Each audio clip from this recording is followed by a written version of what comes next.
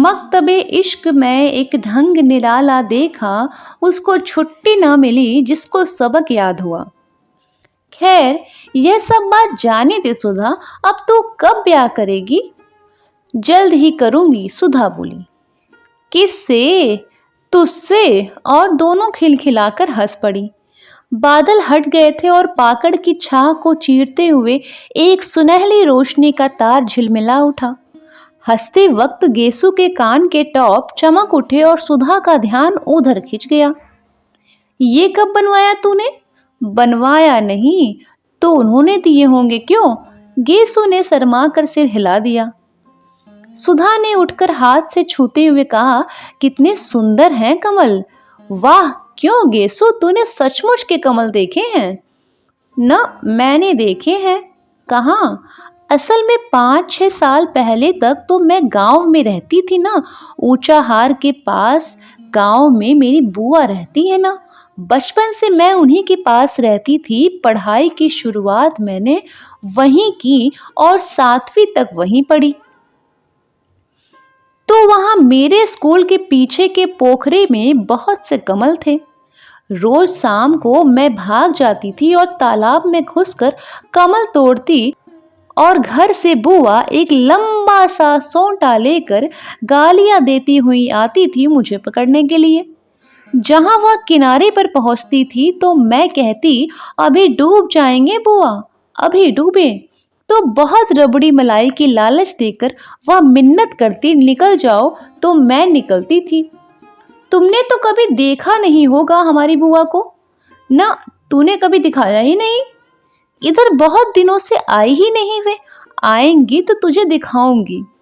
और उनकी एक लड़की है, बहुत प्यारी, बहुत मजे की है। उसे देखकर तो तुम उसे बहुत प्यार करोगी। वो तो अब यहीं आने वाली है, अब यहीं पर पढ़ेगी। किस दर्जे में पढ़ती है? प्राइवेट विदुषी में बैठेगी इस साल। खूब गोल मटोल और हंसमुख है, सुधा बोली। इतने में घंटा बोला और गेसु ने सुधा के पैर के नीचे दबी हुई अपनी ओढ़नी खींची। अरे, अब आखिरी घंटे में जाकर क्या पढ़ोगी? हाजिरी कट ही गई, अब बैठो यहीं, बातचीत करे, आराम करे। सुधा ने अलसाए स्वर में कहा और खड़ी होकर एक मदमाती हुई अंगड़ाई ली। गेसु ने हाथ पकड़कर उसे बिठा लिया और बड़ी गंभीरता से कहा, देखो, ऐसी अड़सौही अंगड़ाई न लिया करो, इससे लोग समझ जाते हैं कि अब बचपन करवट बदल रहा है। धत! बेहद झेम कर और फाइल में मुंह छिपाकर सुधा बोली। लो, तुम मजाक समझती हो, एक शायर ने तुम्हारी अंगड़ाई के लिए कहा है। कौन ये ले रहा है अंगड़ाई, आसमानों को नींद आती है। वाह, सुधा बोली। अच्छा गेसु, आज बहुत से शेर सुनाओ। सुनो। एक हृदय तीरगी है और खाबे कायनात, डूबते जाते हैं तारे, भीगती जाती है रात। पहली लाइन की क्या मतलब है? सुधा ने पूछा। हृदय तीरगी के माने हैं अंधेरे की चादर और खाबे कायनात के मायने हैं जिंदगी का सपना। अब फिर सुनो शेर। एक हृदय तीरगी है और खाबे कायनात, डूबते जाते हैं तारे, भीगती जाती है रात। वाह, कितना अच्छा है। अंधकार की चादर है, जीवन का स्वप्न है, तारे डूबते जाते हैं, रात भीगती जाती है। गेसु, उर्दू की शायरी बहुत अच्छी है। तो तू खुद उर्दू क्यों नहीं पढ़ लेती? गेसु ने कहा। चाहती तो बहुत हूँ पर निभ नहीं पाता। किसी दिन शाम को आओ सुधा, तो अम्मी जान से तुझे शेर सुनवाएंगे। यह ले, तेरी मोटर तो आ गई। सुधा उठी, अपनी फाइल उठाई। गेसु ने अपनी ओढ़नी झाड़ी और आगे चली। पास आकर उचक कर उसने प्रिंसिपल का रूम देखा, वह खाली था। उसने दाई को खबर दी और मोटर पर बैठ गई। गेसु बाहर खड़ी थी। चल, तू भी ना। नहीं, मैं गाड़ी पर चली जाऊंगी। अरे चलो, गाड़ी 4:30 बजे आएगी, अभी घंटा भर है। घर पर चाय पियेंगी, फिर मोटर पहुंचा देगी। जब तक पापा नहीं है तब तक जितना चाहो कार घिसो। गेसु भी आ बैठी और कार चल दी। दूसरे दिन जब चंदर डॉक्टर शुक्ला के यहाँ निबंध की प्रतिलिपि लेकर पहुंचा तो 8 बज चुके थे। 7 बजे तो चंदर की नींद ही खुली थी और जल्दी से वह नहा धोकर साइकिल दौड़ाता हुआ भागा था कि कहीं भासड़ की प्रतिलिपि पहुंचने में देर ना हो जाए। जब वह बंगले पर पहुंचा तो बहुत धूप फैल चुकी थी। अब धूप भली नहीं मालूम देती थी। धूप की तेजी बर्दाश्त के बाहर होने लगी थी, लेकिन सुधा नीले कांटे के ऊंचे ऊंचे झाड़ों की छाह में एक छोटी सी कुर्सी डाले बैठी थी। बगल में एक छोटी सी मेज थी जिस पर कुछ किताब खुली हुई थी। हाथ में क्रोसिया थी और उंगलियां बहुत नाजुक तेजी से डोरे से उलझ सुलझ रही थी। हल्के बादामी रंग की इकलाई की लहराती हुई धोती, नारंगी और काली तिरछी धारियों का कलफ किया चुस्त ब्लाउज और एक कंधे पर उभरा एक उसका पफ ऐसा लग रहा था जैसे कि बाह पर कोई रंगीन तितली आकर बैठी हुई हो और उसका सिर्फ एक पंख उठा हो। अभी अभी शायद नहा कर उठी थी, क्योंकि शरद की खुशनुमा धूप की तरह हल्के सुनहले बाल पीठ पर लहरा रहे थे। नील कांटे की टहनियां उनको सुनहली लहरें समझकर अटखेलियां कर रही थी। चंदर की साइकिल जब अंदर दिख पड़ी तो सुधा ने उधर देखा, लेकिन कुछ भी न कहकर फिर अपनी क्रोशिया बुनने में लग गई। चंदर सीधा पोर्टिका में गया और अपनी साइकिल रख भीतर चला गया, डॉक्टर शुक्ला के पास। स्टडी रूम में बैठक में सोने के कमरे में कहीं भी डॉक्टर शुक्ला नजर नहीं आए। हार कर वह बाहर आया तो देखा मोटर अभी गैरेज में है, तो वे जा कहाँ सकते। और सुधा को तो देखिए क्या अकड़ी हुई है, आज जैसे चंदर को जानती ही नहीं। चंदर सुधा के पास गया, सुधा का मुंह और भी लटक गया। डॉक्टर साहब कहाँ हैं? चंदर ने पूछा। हमें क्या मालूम, सुधा ने क्रोशिया पर बिना निगाह उठाए जवाब दिया। तो किसे मालूम होगा? चंदर ने डांटते हुए कहा। हर वक्त का मजाक हमें अच्छा नहीं लगता। काम की बात का उसी तरह जवाब देना चाहिए। उनके निबंध की लिपि देनी है या नहीं? हाँ हाँ देनी है। तो मैं क्या करूं? नहा रहे होंगे। अभी कोई ये तो है नहीं कि तुम निबंध की लिपि लाए हो तो कोई नहाए धोए ना बस सुबह से बैठा रहे कि कब निबंध आएगा। अब निबंध आ रहा है। सुधा ने मुंह बनाकर आंखें नचाते हुए कहा। तो सीधे क्यों नहीं कहती कि नहा रहे हैं? चंदर ने सुधा के गुस्से पर हंसकर कहा। चंदर की हंसी पर तो सुधा का मिजाज और भी बिगड़ गया और अपने क्रोशिया उठाकर और किताब बगल में दबाकर वह उठकर अंदर चल दी। उसके उठते ही चंदर आराम से उस कुर्सी पर बैठ गया और मेज पर टांग फैलाकर बोला, आज मुझे बहुत गुस्सा चढ़ा है, खबरदार कोई बोलना मत। सुधा जाते जाते मुड़कर खड़ी हो गई। हमने कह दिया चंदर एक बार फिर कि हमें ये सब बातें अच्छी नहीं लगती। जब देखो तुम चिढ़ते रहते हो, सुधा ने गुस्से में कहा। नहीं चिढ़ाएंगे नहीं तो पूजा करेंगे, तुम अपने मौके पर छोड़ देती हो, चंदन ने उसी लापरवाही से कहा। सुधा गई नहीं, वही घास पर बैठ गई और किताब खोलकर पढ़ने लगी। जब 5 मिनट तक वह कुछ नहीं बोली तो चंदन ने सोचा आज बात कुछ गंभीर है। सुधा, सुधा, उसने बड़े दुलार से पुकारा। सुधा। सुधा ने कुछ नहीं कहा मगर 2 बड़े बड़े आंसू टप से नीचे किताब पर गिर गए। अरे क्या बात है सुधा, नहीं बताओगी? कुछ नहीं। बता दो, तुम्हें हमारी कसम है। कल शाम को तुम नहीं आए थे, सुधा रोनी आवाज में बोली। बस इस बात पर इतनी नाराज हो पागल? हाँ, इस बात पर इतनी नाराज हो, तुम आओ चाहे 1000 बार ना आओ, इस पर हम क्यों नाराज होंगे? बड़े कहीं के आए, नहीं आएंगे तो जैसे हमारा घर बार नहीं है, अपने को जाने क्या समझ लिया है, सुधा ने चिढ़कर जवाब दिया। अरे तो तुम ही तो कह रही थी भाई, चंदर ने हंसकर कहा। तो बात पूरी भी सुनो। शाम को गेसू का नौकर आया था, उसके छोटे भाई हसरत की सालगिरह थी। सुबह कुरान खानी होने वाली थी और उसकी माँ ने बुलाया था। तो गई क्यों नहीं? गई क्यों नहीं, किससे पूछकर जाती? आप तो इस वक्त आ रहे हैं जब सब खत्म हो गया, सुधा बोली। तो पापा से पूछ के चली जाती, चंदन ने समझाकर कहा। और फिर गेसू के यहाँ तो यूं अक्सर जाती ही हो तुम। तो आज तो डांस भी करने के लिए कहा था उसने, फिर बाद में तुम कहते सुधा तुम्हें ये नहीं करना चाहिए था, वो नहीं करना चाहिए था, लड़कियों को ऐसे रहना चाहिए, वैसे रहना चाहिए, और बैठ के उपदेश पिलाते और नाराज होते। बिना तुमसे पूछे हम कहीं सिनेमा, पिकनिक, जलसों में गए हैं कभी? और फिर आंसू टपक पड़े। पगली कहीं की, इतनी सी बात पर रोना क्या? किसी के हाथ कुछ उपहार भेज दो और फिर किसी मौके पर चली जाना। हाँ, चली जाना। तुम्हें कहते क्या लगता है, गेसु ने कितना बुरा माना होगा? सुधा ने बिगड़ते हुए ही कहा, इम्तिहान आ रहा है, फिर कब जाएंगे? कब है तुम्हारा इम्तिहान? चाहे जब हो, मुझे पढ़ाने के लिए कहा किसी से? अरे भूल गए, अच्छा आज देखो कहेंगे। कहेंगे कहेंगे नहीं, आज दोपहर को आप बुला लाइए, वरना हम सब किताबों में लगाए देते हैं आग। समझे कि नहीं? अच्छा अच्छा, आज दोपहर को बुला लाएंगे, ठीक। अच्छा याद आया, बिसरिया से कहूंगा तुम्हें पढ़ाने के लिए, उसे रुपए की जरूरत भी है। चंदन ने छुटकारे का कोई रास्ता न पाकर कहा, आज दोपहर को जरूर से। सुधा ने फिर आंखें नचाकर कहा, लो पापा आ गए, नहाकर जाओ। चंदन उठा और चल दिया। सुधा उठी और अंदर चली गई। डॉक्टर शुक्ला हल्के सांवले रंग के जरा स्थूल काय से थे। बहुत गंभीर अध्ययन और अध्यापन और उम्र के साथ साथ ही उनकी नम्रता भी और बढ़ती जा रही थी। लेकिन वे लोगों से मिलते जुलते कम थे।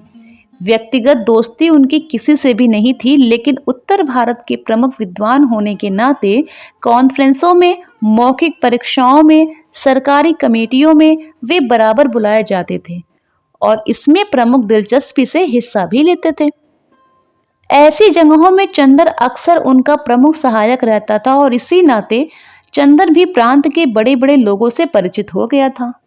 जब वह एमए में पास हुआ था, तब से फाइनेंस विभाग में उसे कई बार ऊंचे ऊंचे पदों का ऑफर आ चुका था, लेकिन डॉक्टर शुक्ला इसके खिलाफ थे। वे चाहते थे कि पहले वह रिसर्च पूरी कर ले, संभव हो तो विदेश हो आए, तब चाहे कुछ काम करे। अपने व्यक्तिगत जीवन में डॉक्टर शुक्ला अंतर्विरोधों के व्यक्तित्व थे। पार्टियों में मुसलमानों और ईसाइयों के साथ खाने में उन्हें कोई ऐतराज नहीं था, लेकिन कच्चा खाना वे चौके में आसन पर बैठकर रेशमी धोती पहनकर खाते थे।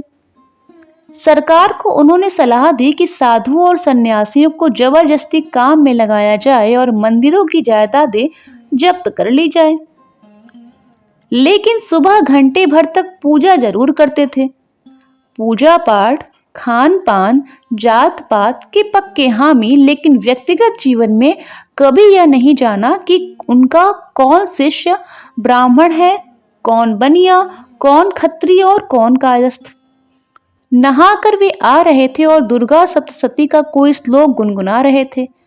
कपूर को देखा तो रुक गए और बोले, हेलो, हो गया वह टाइप? जी हाँ। कहाँ कराया टाइप? मिस डिक्रूज के यहाँ। अच्छा, वह लड़की अच्छी है, अब तो बहुत बड़ी हुई होगी, अभी शादी नहीं हुई। मैंने तो सोचा वह मिले या ना मिले। नहीं, वह नहीं है, शादी हुई फिर तलाक हो गया। अरे, तो अकेले रहती है? नहीं, अपने भाई के साथ है, बर्टी के साथ। अच्छा, और बर्टी की पत्नी अच्छी तरह है?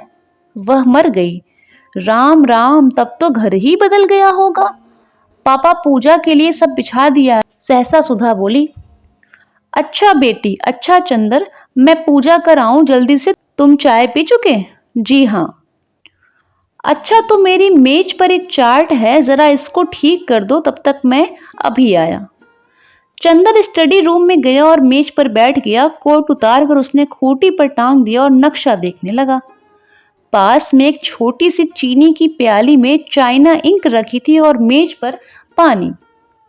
उसने 2 बूंद पानी डालकर चाइना इंक घिसनी शुरू की। इतने में सुधा कमरे में दाखिल। ए सुनो, उसने चारों ओर देखकर बड़े संशंकित स्वरों में कहा और फिर झुककर चंदर के कान के पास मुंह लगाकर कहा, चावल की नान खटाई खाओगे? ये क्या बला है? चंदर ने इंक घिसते घिसते पूछा। बड़ी अच्छी चीज होती है, पापा को बहुत अच्छी लगती है, आज हमने सुबह अपने हाथ से बनाई है, ए खाओगे? सुधा ने बड़े दुलार से पूछा। ले आओ, चंदर ने कहा। ले आए हम, लो, और सुधा ने अपने आंचल में लिपटी हुई 2 नान खटाई निकालकर मेज पर रख दी। अरे तस्तरी में क्यों नहीं लाई? सब धोती में घी लग गया। इतनी बड़ी हो गई, सौर नहीं जरा सा, चंद्र ने बिगड़ कर कहा। छिपा करके लाए हैं, फिर ये सकरी होती है कि नहीं? चौके के बाहर कैसे लाते? तुम्हारे लिए तो लाए हैं और तुम ही बिगड़ रहे हो।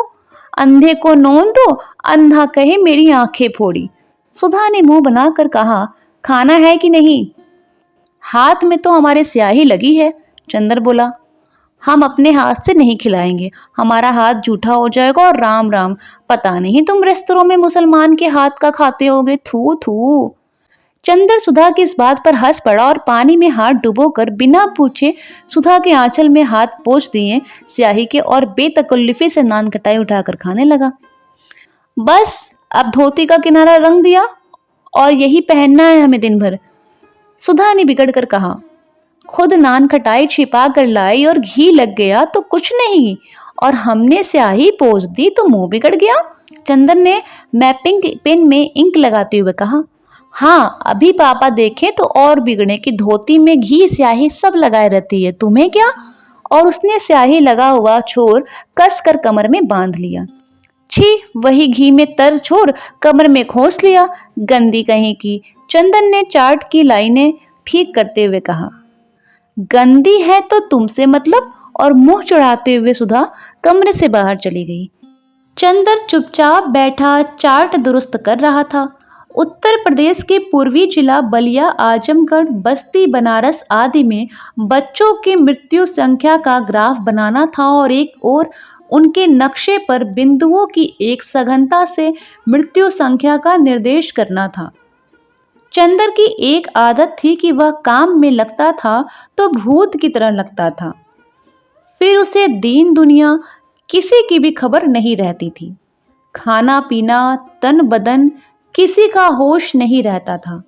इसका एक कारण था, चंदर उन लड़कों में से था जिनकी जिंदगी बाहर से बहुत हल्की फुल्की होते हुए भी अंदर से बहुत गंभीर और अर्थमयी होती है, जिनके सामने एक स्पष्ट उद्देश्य और एक लक्ष्य होता है। बाहर से चाहे जैसे होने पर भी अपने आंतरिक सत्य के प्रति घोर ईमानदारी, यह इन लोगों की विशेषता होती है और यह सारी दुनिया के प्रति अगंभीर और उच्च श्रृंखल होने पर भी जो चीजें इनकी लक्ष्य परिधि में आ जाती है, उनके प्रति उनकी गंभीरता साधना और पूजा बन जाती है। इसीलिए बाहर से इतना व्यक्तिवादी और सारी दुनिया के प्रति निरपेक्ष और लापरवाह दिख पड़ने पर भी वह अंतर्मन में समाज और युग और अपने आसपास के जीवन और व्यक्तियों के प्रति अपने को बेहद उत्तरदायी अनुभव करता था। वह देशभक्त भी था और शायद समाजवादी भी, पर अपने तरीके से। वह खद्दर नहीं पहनता था, कांग्रेस का सदस्य नहीं था, जेल नहीं गया था, फिर भी वह अपने देश को प्यार करता था, बेहद प्यार। उसकी देशभक्ति, उसका समाजवाद सभी उसके अध्ययन और खोज में समा गया था। वह यह जानता था कि समाज के सभी स्तंभों का स्थान अपना अलग अलग होता है। अलग सभी मंदिर के कंगूरे का फूल बनने की कोशिश करने लगे तो नींव की ईंट और सीढ़ी का पत्थर कौन बनेगा? और वह जानता था कि अर्थशास्त्र वह पत्थर है जिस पर समाज के सारे भवन का बोझ है। और उसने निश्चय किया था कि अपने देश, अपने युग के आर्थिक पहलू को वह खूब अच्छी तरह से अपने ढंग से विश्लेषण करके देखेगा और उसे आशा थी कि वह एक दिन ऐसा समाधान खोज निकालेगा कि मानव की बहुत सी समस्याएं हल हो जाएंगी। और आर्थिक और राजनीतिक क्षेत्र में अगर आदमी खूंखार जानवर बन गया है तो एक दिन दुनिया उसकी एक आवाज पर देवता बन सकेगी। इसीलिए जब वह बैठकर कानपुर की मीलों के मजदूरों के वेतन का चार्ट बनाता था या उपयुक्त साधनों के अभाव में मर जाने वाली गरीब औरतों और बच्चों का लेखा जोखा करता था, तो उसके सामने अपना कैरियर, अपनी प्रतिष्ठा, अपनी डिग्री का सपना नहीं होता था। उसके मन में उस वक्त वैसा संतोष होता था जो किसी पुजारी के मन में होता है जब वह अपने देवता की अर्चना के लिए धूप दीप नैवेद्य सजाता है। बल्कि चंदर थोड़ा भावुक था। एक बार तो जब चंदर ने अपने रिसर्च के सिलसिले में यह पढ़ा कि अंग्रेजों ने अपनी पूंजी लगाने और अपना व्यापार फैलाने के लिए किस तरह मुर्शिदाबाद से लेकर रोहतक तक हिंदुस्तान के गरीब से गरीब और अमीर से अमीर बाशिंदे को अमानुषिकता से लूटा, तब वह फूट फूट कर रो पड़ा। लेकिन इसके बावजूद उसने राजनीति में कभी डूबकर हिस्सा नहीं लिया, क्योंकि उसने देखा कि उसके जो भी मित्र राजनीति में गए, थोड़े दिनों के बाद वे बहुत प्रसिद्धि और प्रतिष्ठा पा गए, मगर आदमियत खो बैठे थे। अपने अर्थशास्त्र के बावजूद वह समझता था कि आदमी की जिंदगी सिर्फ आर्थिक पहलू तक सीमित नहीं, और वह यह भी समझता था कि जीवन को सुधारने के लिए सिर्फ आर्थिक ढांचा बदल देने भर की जरूरत नहीं है। उसके लिए आदमी का सुधार होना जरूरी है, व्यक्ति का सुधार करना होगा, वरना एक भरे पूरे और वैभवशाली समाज में भी आज के से अस्वस्थ और पार्श्विक वृत्तियों वाले व्यक्ति रहेंगे तो दुनिया ऐसी ही लगेगी जैसे एक खूबसूरत सजा सजाया महल जिसमें कीड़े और राक्षस रहते हों। वह यह भी समझता था कि वह जिस तरह की दुनिया का सपना देखता, वह दुनिया आज किसी भी एक राजनीतिक क्रांति या किसी भी विशेष पार्टी की सहायता मात्र से नहीं बन सकती है। उसके लिए आदमी को अपने को बदलना होगा, किसी समाज को बदलने से काम नहीं चलेगा। इसीलिए वह अपने व्यक्ति के संसार के निरंतर लगा रहता था और समाज के आर्थिक पहलू को समझने की कोशिश करता रहता था। यही कारण है कि अपने जीवन में आने वाले व्यक्तियों के प्रति वह बेहद ईमानदार रहता था और अपने अध्ययन और काम के प्रति वह सचेत और जागरूक रहता था, और वह अच्छी तरह समझता था कि इस तरह वह दुनिया को उस ओर बढ़ाने में थोड़ी सी मदद कर रहा है। चूंकि अपने में भी वह सत्य की ही चिंगारी पाता था, इसीलिए कवि या दार्शनिक ना होते हुए भी वह इतना भावुक, इतना दृढ़ चरित्र, इतना सशक्त और इतना गंभीर था, और काम तो अपना वह इस तरह करता था जैसे वह किसी की एकाग्र उपासना कर रहा हो। इसीलिए जब वह चार्ट के नक्शे पर कलम चला रहा था तो उसे मालूम नहीं हुआ कि कितनी देर से डॉक्टर शुक्ला आकर उसके पीछे खड़े हो गए। वाह, नक्शे पर तो तुम्हारा हाथ बहुत अच्छा चलता है, बहुत अच्छा, अब उसे रहने दो। लाओ देखे तुम्हारा काम कैसा चल रहा है, आज तो इतवार है ना। डॉक्टर शुक्ला पास की कुर्सी पर बैठकर बोले, चंदर, आजकल मैं एक किताब लिखने की सोच रहा हूँ। मैंने सोचा कि भारतवर्ष की जाति व्यवस्था का नए वैज्ञानिक ढंग से अध्ययन और विश्लेषण किया जाए। तुम इसके बारे में क्या सोचते हो? व्यर्थ है। जो व्यवस्था आज नहीं तो कल चूर चूर होने जा रही है, उसके बारे में तुमार बांधना और समय बर्बाद करना बेकार है। चंदन ने बहुत आत्मविश्वास के साथ कहा, यही तो तुम लोगों में खराबी है। कुछ थोड़ी सी खराबियां जाति व्यवस्था को देख ली और उसके खिलाफ हो गए। एक रिसर्च स्कॉलर का दृष्टिकोण ही दूसरा होना चाहिए। फिर हमारे भारत की प्राचीन सांस्कृतिक परंपराओं को तो बहुत ही सावधानी से समझने की जरूरत है। यह समझ लो कि मानव जाति दुर्बल नहीं है। अपने विकास क्रम में वह उन्हीं संस्थाओं, रीति रिवाजों और परंपराओं को रहने देती है जो उसके अस्तित्व के लिए बहुत आवश्यक होती है। अगर वे आवश्यक न हुई तो मानव उससे छुटकारा मांग लेता है। यह जाति व्यवस्था जाने कितने सालों से हिंदुस्तान में कायम है। क्या यही इस बात का प्रमाण नहीं है कि यह बहुत सशक्त है, अपने में बहुत जरूरी है? अरे हिंदुस्तान की भली चलाई, चंदर बोला। हिंदुस्तान में तो गुलामी कितने दिनों से कायम है, तो क्या वह भी जरूरी है? बिल्कुल जरूरी है, डॉक्टर शुक्ला बोले। मुझे हिंदुस्तान पर गर्व है। मैंने कभी कांग्रेस का काम किया, लेकिन मैं इस नतीजे पर पहुंचा हूं कि जरा सी आजादी अगर मिलती है हिंदुस्तानियों को तो वे उसका पूरा दुरुपयोग करने से बाज नहीं आते, और कभी भी ये लोग अच्छे शासक नहीं निकलेंगे। अरे नहीं, ऐसी बात नहीं है। हिंदुस्तानियों को ऐसा बना दिया है अंग्रेजों ने, वरना हिंदुस्तान ने ही तो चंद्रगुप्त और अशोक पैदा किए थे। और रही बात जाति व्यवस्था की, तो मुझे तो स्पष्ट दिख रहा है कि जाति व्यवस्था टूट रही है। कपूर बोला, रोटी बेटी की कैद थी, रोटी की कैद तो करीब करीब टूट गई, अब बेटी की कैद भी। ब्याह शादियां भी दो एक पीढ़ी के बाद स्वच्छंदता से होने लगेंगी। अगर ऐसा होगा तो बहुत गलत होगा, इससे जातिगत पतन होता है। ब्याह शादी को कम से कम मैं भावना की दृष्टि से नहीं देखता, यह एक सामाजिक तथ्य है और उसी दृष्टिकोण से हमें देखना चाहिए।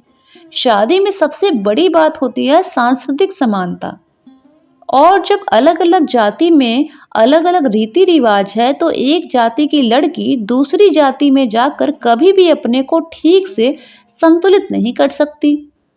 और फिर एक बनिया की व्यापारिक प्रवृत्तियों की लड़की और एक ब्राह्मण का अध्ययन वृत्ति का लड़का, इनकी संतान न इधर विकास कर सकती है न उधर। यह तो सामाजिक व्यवस्था को व्यर्थ के लिए असंतुलित करना हुआ। हाँ, लेकिन विवाह को आप केवल समाज के दृष्टिकोण से क्यों व्यक्ति के दृष्टिकोण से भी देखिए। अगर दो विभिन्न जाति के लड़के लड़की अपना मानसिक संतुलन ज्यादा अच्छा कर सकते हैं तो क्यों न विवाह की इजाजत दी जाए। ओह, एक व्यक्ति के सुझाव के लिए हम समाज को क्यों नुकसान पहुंचाएं। और इसका क्या निश्चय है कि विवाह के समय यदि दोनों में मानसिक संतुलन है तो विवाह के बाद भी रहेगा। मानसिक संतुलन और प्रेम जितना अपने मन पर आधारित होता है उतना ही बाहरी परिस्थितियों पर। क्या जाने ब्याह के वक्त की परिस्थिति का दोनों के मन पर कितना प्रभाव है और उसके बाद संतुलन रह पाता है या नहीं। और मैंने तो लव मैरिजेज यानी कि प्रेम विवाह को असफल ही होते देखा है। बोलो, है या नहीं? डॉक्टर शुक्ला ने कहा। हाँ, प्रेम विवाह अक्सर असफल होते हैं, लेकिन संभव है वह प्रेम न होता है। जहाँ सच्चा प्रेम होगा वहाँ कभी असफल विवाह नहीं होंगे, चंदन ने बहुत साहस करके कहा। ओह, ये सब साहित्य की बातें हैं, समाज शास्त्र की दृष्टि से या वैज्ञानिक दृष्टि से देखो। अच्छा खैर, अभी मैंने उसकी रूपरेखा बनाई है, लिखूंगा तो तुम सुनते चलना। लाओ, वह निबंध कहाँ है? डॉक्टर शुक्ला बोले। चंदन ने उन्हें टाइप की हुई प्रतिलिपि दे दी। उलट पुलट कर डॉक्टर शुक्ला ने देखा और कहा, ठीक है। अच्छा चंदर, अपना काम इधर ठीक ठाक कर लो, अगले इतवार को लखनऊ कॉन्फ्रेंस में चलना है। अच्छा, कार पर चलेंगे या ट्रेन से? ट्रेन से। अच्छा, घड़ी देखते हुए उन्होंने कहा, अब जरा मैं काम से चल रहा हूँ, तुम यह चार्ट बना डालो और एक निबंध लिख डालना।